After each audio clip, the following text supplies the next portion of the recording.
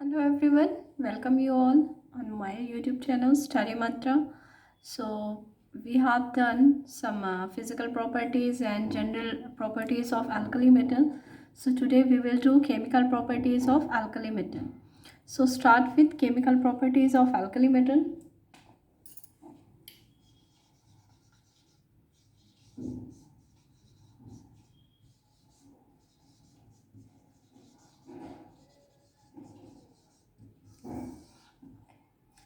First properties of alkali metal we will discuss, that is reactivity and electrode potential. So first I am discussing reactivity, which is related to electrode potential.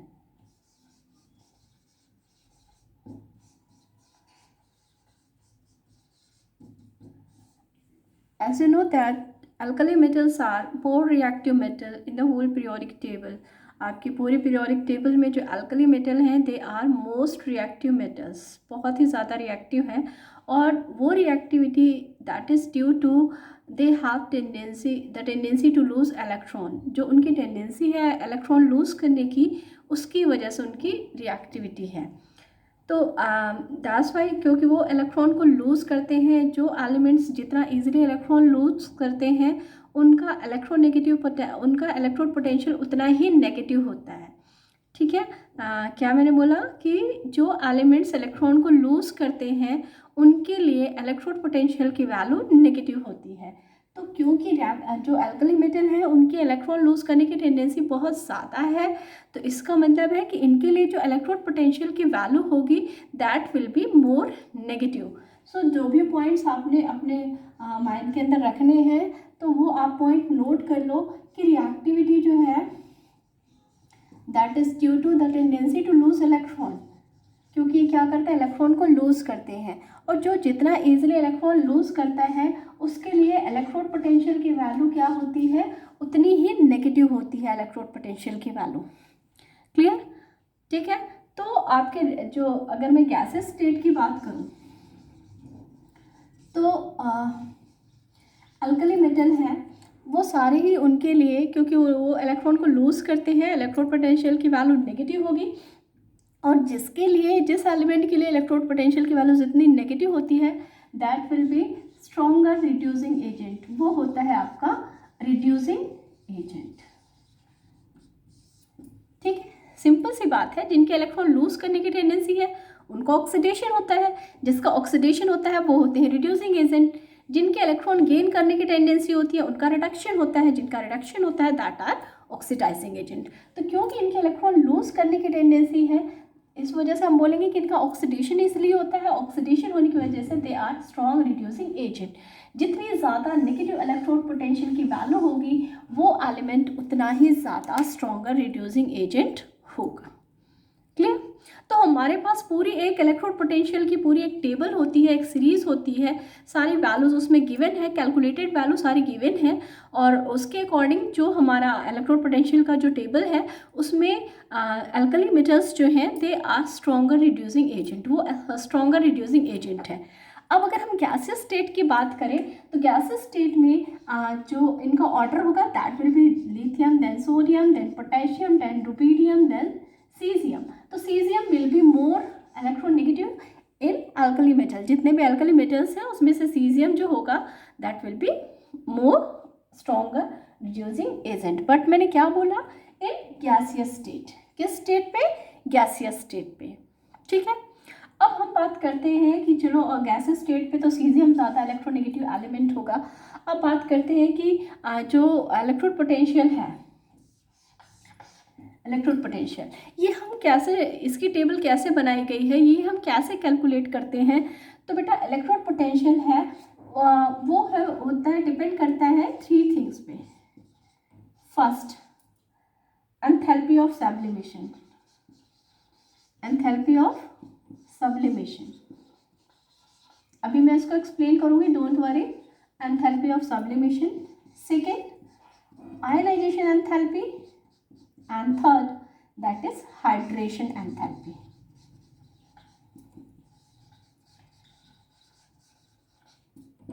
Okay. अब हम देखते हैं कि ये है क्या और कैसे इसको हम कैलकुलेट करते हैं। ठीक है,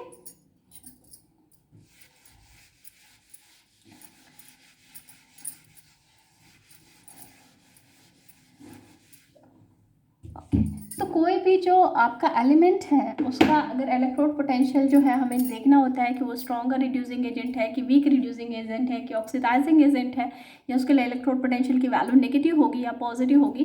तो हम कैसे देखते हैं, suppose I am taking metal, मैंने मेटल ले रखा है, तो मेटल जो होता है वो आपको पता है it is in the form of solid, solid की फॉर्म में होता है। तो सबसे पहले मुझे इसको गैसेस फॉर्म में चेंज करना होगा। क्यों? क्योंकि आपको पता है कि मुझे इसमें से इलेक्ट्रॉन निकालना है, तभी ये रिड्यूसिंग एजेंट की तरह काम करेगा। और इलेक्ट्रॉन निकालने के लिए जो आपकी डेफिनेशन है, अगर आपको याद हो, फ्रॉम आइसोलेटेड गैसियस एटम, मैंने बोला था ना कि the energy which is required to remove the electron from isolated gaseous atom.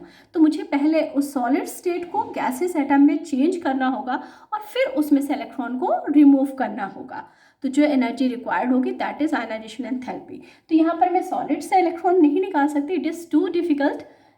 तो इसको हमको किस में चेंज करना होगा, गैसियस फॉर्म में। तो यहाँ पर जो आपका टर्म यूज़ होता है कि जब हम सॉलिड को डायरेक्टली गैसेस फॉर्म में चेंज करते हैं तो जो एनर्जी आपकी होती है, यूज़ होती है, वो होती है आपकी सब्लिमेशन एनर्जी, उसको हम बोलते हैं सब्लिमेशन। ठीक है, और ये एनर्जी होती है पॉजिटिव। ठीक है, क्यों? क्योंकि हम एनर्जी देते हैं, उसमें से एनर्जी रिलीज नहीं होती। मुझे सॉलिड से अगर गैस में चेंज करना है तो मुझे उसको एनर्जी देनी पड़ेगी, तो इट इज़ पॉजिटिव। अब मुझे क्या करना है कि इसमें से मुझे इलेक्ट्रॉन निकालना है, तभी तो it will act as reducing agent. तो वो जो टर्म, इसमें से इलेक्ट्रॉन निकालने का जो टर्म है एंड जो एनर्जी इसके रिक्वायर्ड होगी, दैट इज आयनाइजेशन एंथैल्पी। ठीक है, अब मुझे क्या करना होगा, अब मैंने उसको गैसेस फॉर्म में चेंज कर लिया और अब मुझे उसमें से इलेक्ट्रॉन को निकालना है so that it can act as a reducing agent. तो यहाँ पर जो आपकी एनर्जी यूज़ होगी दैट इज आयनाइजेशन एंथैल्पी। और क्योंकि हम एनर्जी दे रहे हैं इस प्रोसेस के लिए, so it is also positive. ये भी क्या होगी, पॉजिटिव होगी। ठीक है, अब आपने अगर इलेक्ट्रोलिसिस पूरा चैप्टर खैर अभी नहीं पढ़ा है, आप 12th में पढ़ोगे, आपको पता है कि अब मुझे क्या करना होगा कि इसको मुझे एक्वस फॉर्म में कन्वर्ट करना होगा। तो यहाँ पर जो है इसको हम वाटर के साथ रिएक्ट करेंगे, then it will convert into aqueous. ठीक है, जो आपका ये है एक्वस फॉर्म में कन्वर्ट हो जाएगा और इसमें एनर्जी दी नहीं जाएगी, इसमें एनर्जी रिलीज होगी and that energy is known as hydration enthalpy। उसको हम क्या कहते हैं, हाइड्रेशन एंथैल्पी। ठीक है, और ये क्योंकि एनर्जी रिलीज हो रही है तो ये होती है आपकी नेगेटिव। क्लियर? क्या होता है ये होती है नेगेटिव। अब देखो जो एंथैल्पी ऑफ सब्लिमेशन है, तो जितने भी हमारे पास एल्कली मेटल्स हैं लाइक लिथियम टू सीजियम, सबके लिए सेम होती है। तो इस फैक्टर को तो हम इग्नोर करो, क्यों, सारे अल्कली मेटल की सेम होती है। ठीक है, अब आती है आपके ये दो फैक्टर, तो जिसकी आयनाइजेशन एंथैल्पी ज़्यादा होगी उसकी इलेक्ट्रोड पोटेंशियल की वैल्यू पॉजिटिव हो जाएगी, जिसकी हाइड्रेशन एंथैल्पी की वैल्यू ज़्यादा होगी उसके लिए इलेक्ट्रोड पोटेंशियल की वैल्यू नेगेटिव हो जाएगी। ठीक है, और अल्कली मेटल के केस में जो आयनाइजेशन एंथैल्पी होती है, मैंने आपको पहले बताया है, इट इज़ वेरी लो, बहुत ही ज़्यादा लो होती है and that's why they are having negative electrode potential. क्यों? टोटल वैल्यू क्या हो जाती है, नेगेटिव हो जाती है। क्लियर? तो आपको क्लियर हो गया कि इलेक्ट्रोड पोटेंशियल की वैल्यू क्यों नेगेटिव होती है and that's why they will act as strong reducing agent. Clear? चलो, अब इसमें एक एक्सेप्शनल केस आता है कि हम जो है एक्वस फॉर्म में, गैसेस फॉर्म में तो आपका वही ऑर्डर था, बट एक्वस फॉर्म में जो ऑर्डर है वो चेंज हो जाता है। सीजियम सबसे ज़्यादा जो वैल्यू हो जाती है वो हो जाती है लिथियम की। ठीक है, तो बेटा अभी आपके उसमें एक टॉपिक आएगा anomalous behaviour of first element like lithium, lithium का एनोमलस बिहेवियर। तो वहाँ आपने सिर्फ एक ही टर्म रट करके रखना है, जब भी लिथियम से रिलेटेड कोई भी क्वेश्चन आता है कॉन्सेप्चुअल, सो आपने एक ही टर्म रटना है, वो है due to its smaller size. Lithium का साइज जो होता है सारे एलिमेंट के कंपैरिजन में बहुत ही ज़्यादा स्मॉल होता है, और उस स्मॉल साइज की वजह से ये जो है बाकी एलिमेंट से डिफरेंट कैरेक्टर शो करता है। आपको मैंने जब बताया था अल्कली मेटल में, तो मैंने आपको बताया था जिसका जितना छोटा साइज होता है जिसके टाइन का, वो उतना ही ज़्यादा आपका उसका हाइड्रेशन होता है, उतना ही ज़्यादा हाइड्रेशन होता है, और उतनी ही ज़्यादा उसकी हाइड्रेशन एंथैल्पी होगी। तो क्योंकि लिथियम का साइज, आप इसको आंसर कैसे करोगे कि लिथियम क्यों है सबसे स्ट्रॉन्ग आपका रिड्यूसिंग एजेंट, तो आपने लिखना है due to its smaller size and high negative actually high hydration enthalpy. ठीक है, इस वजह से ये एक्सेप्शनल बिहेवियर शो करता है। ऑर्डर होना चाहिए कि सीजियम का ज़्यादा होना चाहिए, ऑर्डर तो सही फॉलो हो रहा है, बस लिथियम आपका एक्सेप्शनल केस है, और वो है इसके स्मॉल साइज की वजह से, और क्योंकि इसकी हाइड्रेशन की एंथैल्पी ज़्यादा होती है, ज़्यादा नेगेटिव, जितना ज़्यादा नेगेटिव उतना ही ज़्यादा आपका स्ट्रॉन्ग रिड्यूसिंग एजेंट। ठीक है, तो ये था केमिकल जो है रिएक्टिविटी एंड जो आपका इलेक्ट्रोड पोटेंशियल। तो ये आपको क्लियर हो गया। So now move towards the next, that is reactivity towards air.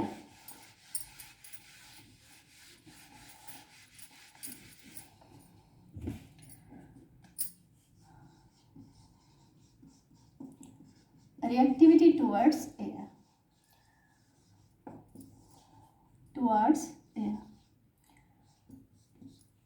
Alkali metal being highly reactive, ये एयर में जो भी ऑक्सीजन प्रेजेंट होती है उससे रिएक्ट कर जाते हैं। ठीक है, या ऑक्सीजन यहाँ पर ले लो, तो ऑक्सीजन के साथ रिएक्ट करके क्या बनाते हैं, लिथियम है, ये ऑक्सीजन से रिएक्ट करके बताएगा लिथियम मोनोऑक्साइड। क्या बनाएगा, मोनोऑक्साइड। ठीक है, सोडियम ऑक्सीजन से रिएक्ट करके सोडियम पर ऑक्साइड बनाएगा, पर ऑक्साइड। एंड बाकी जो आपके मेटल्स हैं like potassium, rubidium, caesium, they all will form superoxide.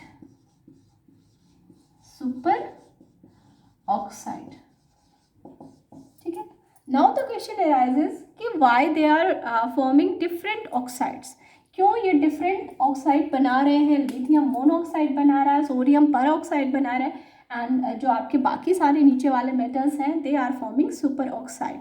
तो द रीज़न बिहाइंड इज कि लिथियम जो है दैट इज स्मॉलर केटायन, बहुत ही स्मॉल है, स्मॉल इन साइज। ठीक है, तो यहाँ पर अगर आप देखो इसका एनायन है, तो एनायन है इसका O2 नेगेटिव। ठीक है, लिथियम का एनायन क्या है, O2 नेगेटिव। ठीक है, अब सोडियम का एनायन देखो क्या है, इट इज O2 नेगेटिव। कैसे निकालते हैं बेटा, O2 तो है और दो पॉजिटिव आयन जुड़े हुए हैं, तो इसके ऊपर 2 नेगेटिव चार्ज। अब इसको देखो कैसे निकालेंगे, O2 और एक पॉजिटिव आयन जुड़े हैं तो।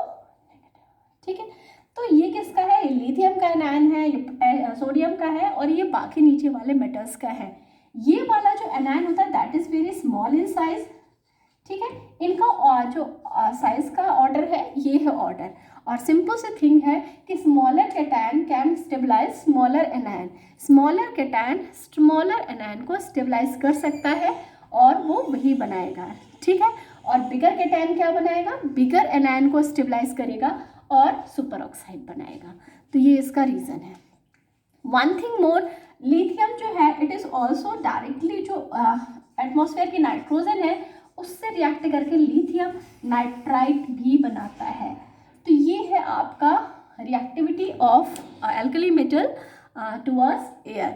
वन थिंग मोर, जो आपके अल्कली मेटल्स हैं वो बहुत ही ज़्यादा रिएक्टिव है, और एयर से रिएक्ट करके, मतलब एयर में अगर आप इनको एक्सपोज कर दोगे तो दे विल कैच फायर, वो फायर को कैच कर लेते हैं क्योंकि वो बहुत ही ज़्यादा रिएक्टिव है।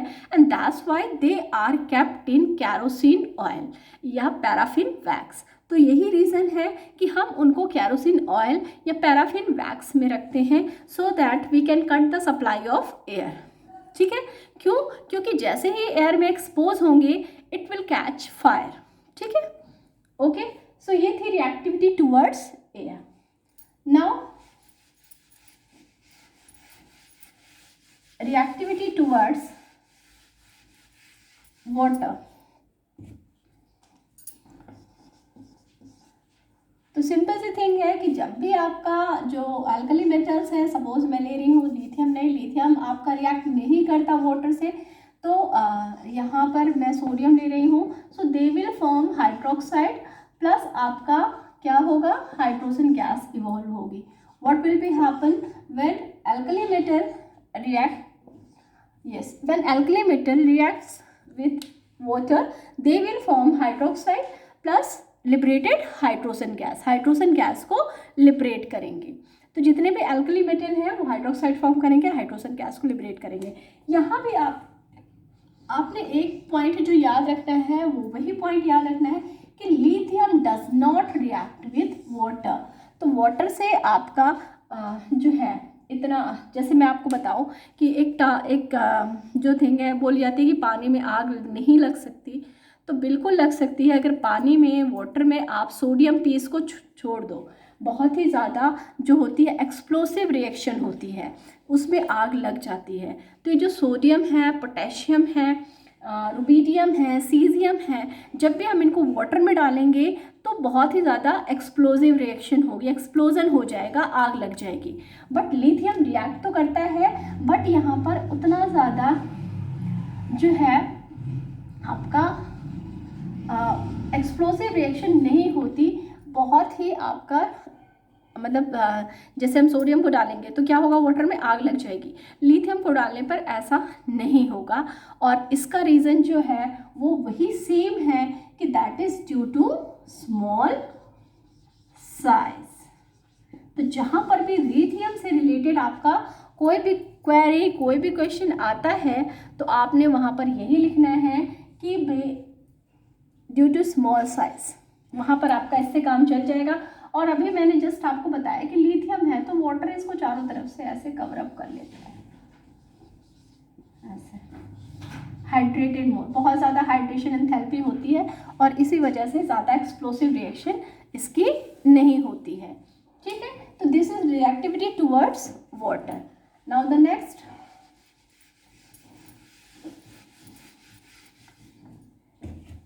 Reactivity towards hydrogen. तो हाइड्रोजन से कैसे रिएक्ट करता है, हाइड्रोजन के साथ अल्कली मेटल जो है इट विल फॉर्म हाइड्राइड। क्या बनाता है, हाइड्राइड। यहाँ पर मेटल की जगह you can take anything, sodium, potassium, rubidium, caesium, francium कुछ भी ले लो, तो ये आपके हमेशा क्या बनाएंगे, हाइड्राइड्स। तो यहाँ पर ये नहीं पूछते कि क्या फॉर्म करते हैं, आपसे क्या क्या पूछेंगे। सबसे पहले जो फर्स्ट थिंग है that is ionic character, ionic character. तो बेटा ये जो हाइड्राइड्स होते हैं दे ऑल आर आयनिक, और आयनिक कैरेक्टर क्या होता है, आयनिक कैरेक्टर जो है डाउन द ग्रुप,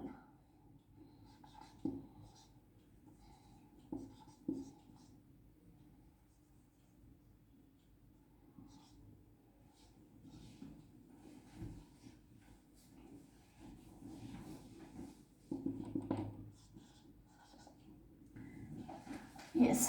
तो हम यहाँ पर क्या मैंने बोला ना, आपसे क्वेश्चन ये नहीं पूछा जाएगा कि ये जो हाइड्राइड्स बनते हैं ये कैसे बनते हैं, क्या रिएक्शन होती है हाइड्रोजन के साथ।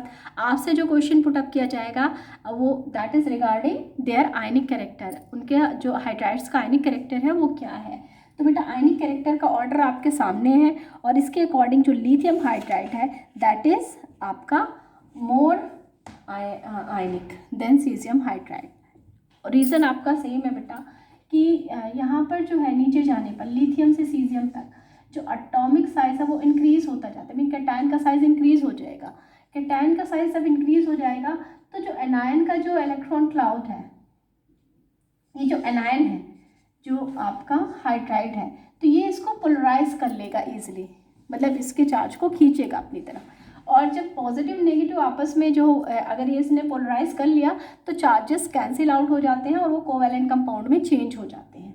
तो रीज़न आपको पता लग गया, that is the bigger size of caesium. ठीक है, क्लियर? ठीक है, नेक्स्ट है दैट इज रिड्यूसिंग कैरेक्टर। तो रिड्यूसिंग कैरेक्टर का वही होगा, सिंपल सी बात है कि इसका ऑर्डर जो होगा वो होगा कि सीजियम हाइड्राइड जो है that will B stronger reducing, ये आपका स्ट्रॉन्गर रिड्यूसिंग कैरेक्टर रखेगा सीजियम हाइड्राइड। तो आपसे ये जो है ऑर्डर पूछे जाते हैं, ऑर्डर आपने याद रखना है, ये नहीं याद रखना है कि क्या बना रहा है हाइड्राइड्स, ऑर्डर आपके ज़्यादा इंपॉर्टेंट है। ठीक है, चलो अब नेक्स्ट जो है that is reactivity towards halogen.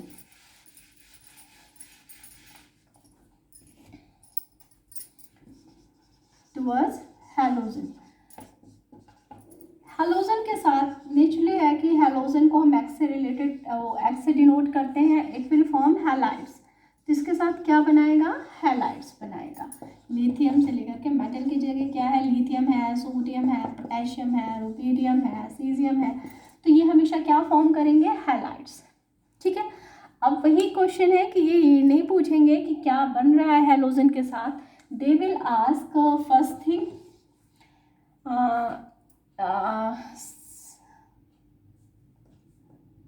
ठीक है, लिथियम को छोड़ करके यहाँ पर ये है और हैलोजन है fluorine, chlorine, bromine, iodine. Okay, तो यहाँ पर जो सारे होंगे हैलाइड्स मोस्टली तो वो आयनिक होते हैं। यहाँ पर ये क्वेश्चन आता है कि जो लिथियम का हैलाइड है फ्लोरीन को छोड़ करके, क्योंकि फ्लोरीन का साइज छोटा है, लिथियम क्लोराइड है, लिथियम ब्रोमाइड है, लिथियम आयोडाइड है, तो क्योंकि इनके हैलाइड्स कैसे होते हैं, आयनिक होते हैं, तो यहाँ पर ये एक्सेप्शनल केस आता है कि ये जो लिथियम के हैलाइड्स हैं दे आर कोवैलेंट, ये कोवैलेंट हैं। ठीक है, यहाँ पर ये क्वेश्चन पुटअप होता है कि लिथियम के जो हैलाइड्स हैं except fluoride they are covalent, तो उसका रीज़न सेम वही है कि लिथियम जो है बहुत ही ज़्यादा स्मॉल इन साइज है और इसका जो है हाई पोलराइजिंग पावर है, high polarising power.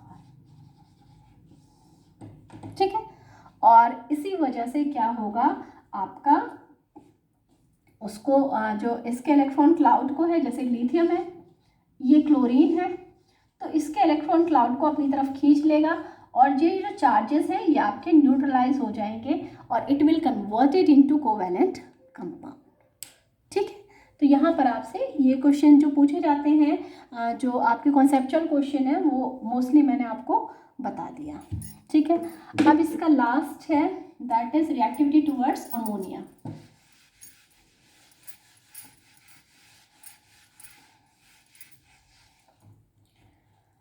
Reactivity towards ammonia, तो यहाँ पर हम इसके अमोनिया के मोल ले लेंगे, बनता क्या है दैट इज M, अमोनिया का X मोल, ये कैटायन बन जाएगा और इलेक्ट्रॉन जो है वो ये इलेक्ट्रॉन बन जाएगा। ठीक है, तो अमोनिया से रिएक्शन आप इतनी डिफिकल्ट नहीं है बेटा, यहाँ पर मैंने नंबर ऑफ मोल्स ले रखे हैं। क्लियर, नंबर ऑफ मोल्स मैंने कितने ले रखे हैं, यहाँ पर x + y है, सपोज 20 मोल्स है, उसमें से 10 जो है वो आपके इसके साथ अटैच हो गए, 10 इलेक्ट्रॉन के साथ अटैच हो गए। मैंने अलग अलग इसलिए दिखाए हैं क्योंकि मैं इसको डिजिट में नहीं दिखा सकती ना, तो मैंने x + y के टर्म पे दिखाए हैं। तो x ये आपका कैटायन बनेगा, ये इलेक्ट्रॉन। अब आपको दिख रहा है कि ये इलेक्ट्रॉन है और इस फ्री आयंस की वजह से आपका ये जो कंपाउंड होता है ये होता है कलर्ड, फ्री इलेक्ट्रॉन्स की वजह से। मैंने आपको पहले भी बताया था कि जहाँ पर फ्री इलेक्ट्रॉन्स होंगे वो कंपाउंड आपका कलर्ड होगा और प्लस ये आपका पैरामैग्नेटिक भी होगा। जहाँ पर भी वैलेंस इलेक्ट्रॉन होंगे, फ्री इलेक्ट्रॉन्स होंगे, वो कंपाउंड आपका पैरामैग्नेटिक होगा प्लस कलर्ड होगा। ठीक है, क्या होगा वो कंपाउंड, पैरामैग्नेटिक प्लस कलर्ड। एक आपसे ये भी क्वेश्चन पूछा जाएगा कि हाँ, फर्स्ट क्वेश्चन ये पूछा जाएगा कि जो अमोनिया के साथ रिएक्ट करके एक ब्लू कलर का आपका कॉम्प्लेक्स बनता है तो किस वजह से बनता है, तो आपने लिख देना that is due to free electrons. अगर वो पूछते हैं कि वो उसका नेचर कैसा होता है मैग्नेटिक, तो they are paramagnetic. And third thing कि अगर हम इसको थोड़ी देर के लिए रख देते हैं तो ये आपका धीरे धीरे जो है कलर आपका फेड होता जाता है, ब्रॉन्ज कलर का होता जाता है। तो वो इस वजह से होता है क्योंकि इसमें से फ्री इलेक्ट्रॉन है वो ख़त्म हो जाते हैं। कैसे ख़त्म हो जाते हैं कि भाई एक सैंपल में बहुत सारे आपके एलिमेंट्स होंगे, बहुत सारे इलेक्ट्रॉन्स होंगे, तो ये वापस मालूम है क्या करता है, ये वापस इलेक्ट्रॉन से रिएक्ट कर जाता है और ये बना लेगा MnS2 plus hydrogen, half hydrogen. ठीक है, अब यहाँ पर क्योंकि आपको कोई भी फ्री इलेक्ट्रॉन नहीं दिख रहा है तो इस वजह से ये आपका कलर फेड हो जाता है, ब्रॉन्ज कलर का हो जाता है। तो इसमें से ये क्वेश्चंस आपके कुछ आ सकते हैं। जो आपका ऑर्डर है वो आप ऑर्डर याद रखो, प्लस जो भी मैंने कॉन्सेप्चुअल बताए हैं आप वहीं पर थोड़ा सा वीडियो को रोक करके उसका स्क्रीनशॉट ले करके वो क्वेश्चन जो है अपनी नोटबुक में नोट डाउन कर लो, क्योंकि इसमें से जो क्वेश्चंस आते हैं मोस्टली कॉन्सेप्चुअल क्वेश्चन आते हैं, तो वो आपके क्लियर होने चाहिए कि कैसे भी आपका ये ऑर्डर हो रहा है या कैसे आपका ये क्वेश्चन को सॉल्व करना है। So this is all about the chemical properties of alkali metal. Goodbye and have a nice day.